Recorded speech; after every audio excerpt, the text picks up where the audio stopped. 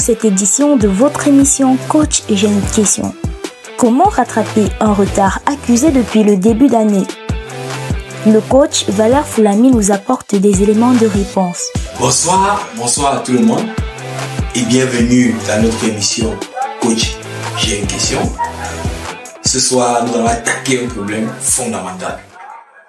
Un problème dans lequel se trouvent plusieurs élèves à l'approche des examens. Celui de se demander comment gérer tous les retards qu'on a accusés par l'année. Toi aussi, tu as accusé du retard pendant l'année.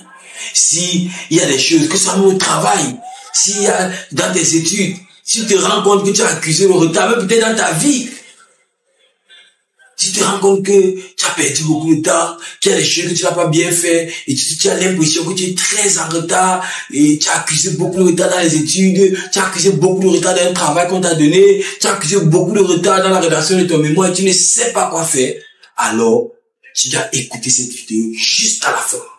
Parce que dans cette vidéo, je te donne les éléments qui vont te permettre de rattraper n'importe quel retard que tu aurais pu accuser. Alors, si tu es nouveau sur notre chaîne YouTube, je t'encourage immédiatement à t'abonner, à cliquer sur la première notification pour ne rien rater. Les multiples vidéos que nous allons mettre à votre disposition pour vous accompagner dans votre processus académique jusqu'à l'insertion socio-professionnelle en faisant de chacun d'entre vous un leader transformationnel.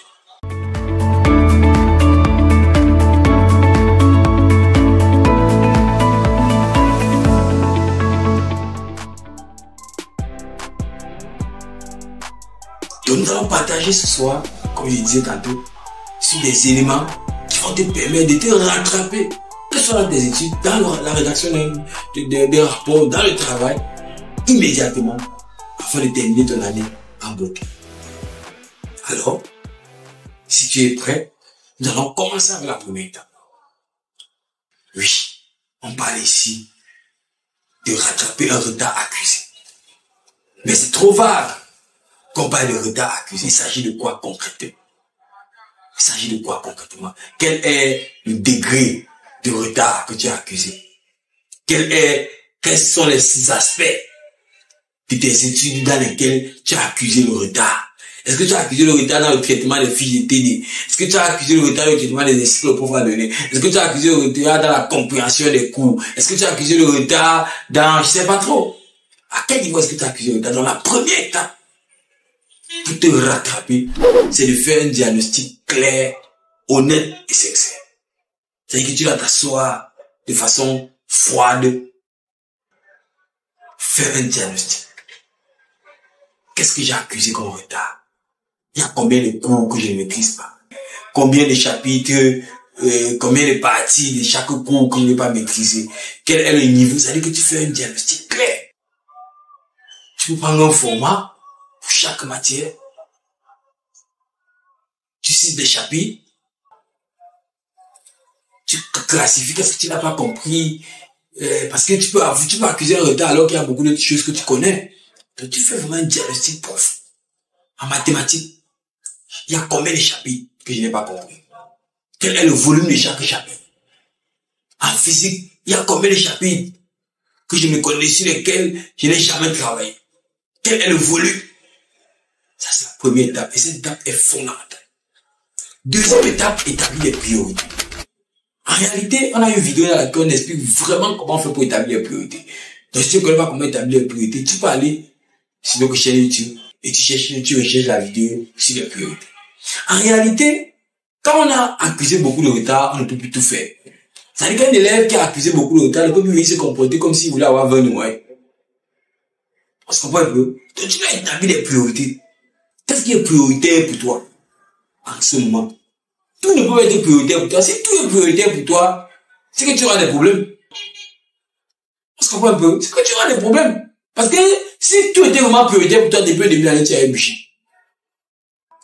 Donc, tu peux te rendre compte que, bon, vraiment, en ce moment, ce qui est prioritaire, quand il fait terminal, c'est anglais, c'est histoire géo, c'est philosophie, je sais pas trop.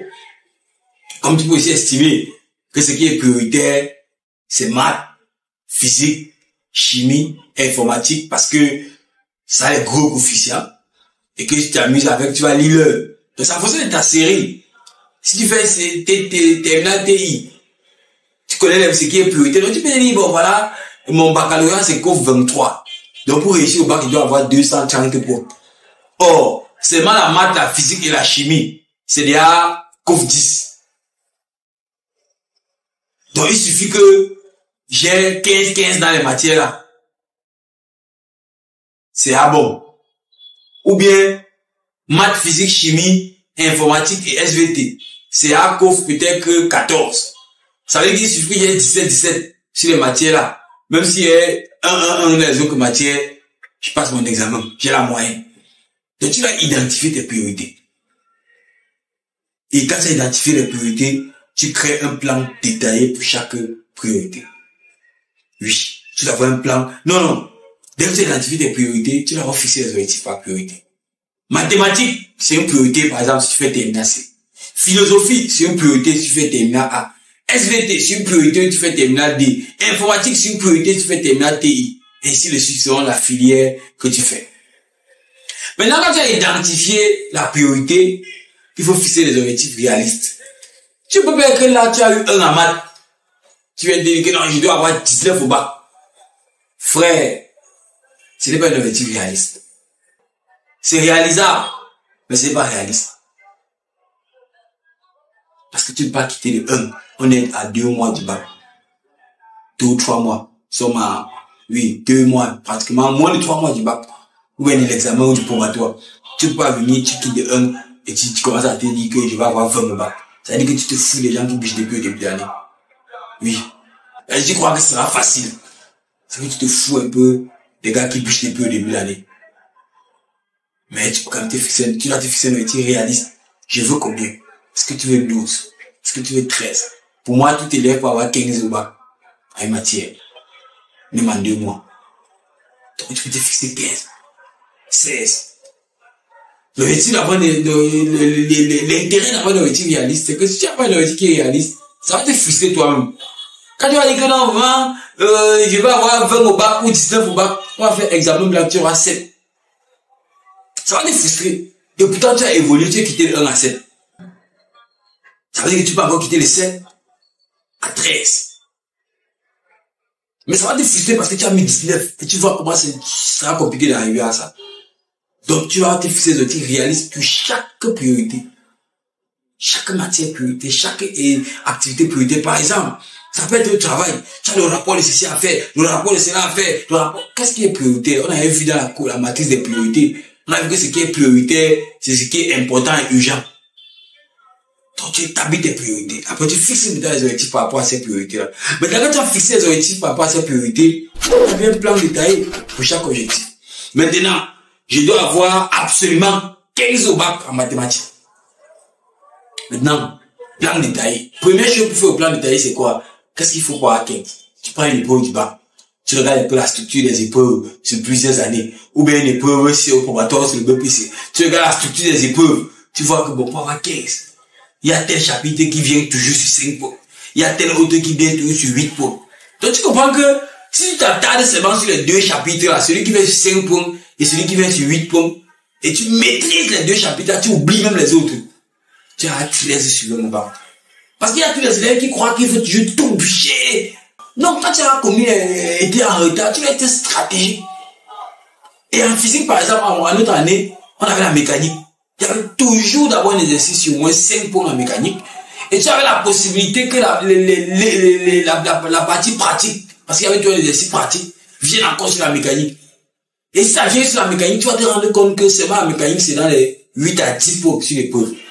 Donc tu comprends que tu ne peux pas t'amuser avec la mécanique. Dès que tu comprends parfaitement la mécanique, dans cette structure-là, tu es sûr à 100% que tu peux taper tes 10 sur 10. Maintenant, tu peux encore chercher un autre exercice. Il y avait souvent, soit la stroboscopie, la partie électricité là, où il y avait toujours un exercice de 4 points. Donc chaque partie avait toujours un nombre de points. Alors, si tu veux 14, ça veut dire que tu vas oublier de connaître toutes les parties. Tu connais les parties de 14 points. Et tu te rassures que tu maîtrises ça à 100%. Et tu viens, tu cartonnes. Que d'aller essayer de tout comprendre en peu de temps pour ne rien comprendre au final.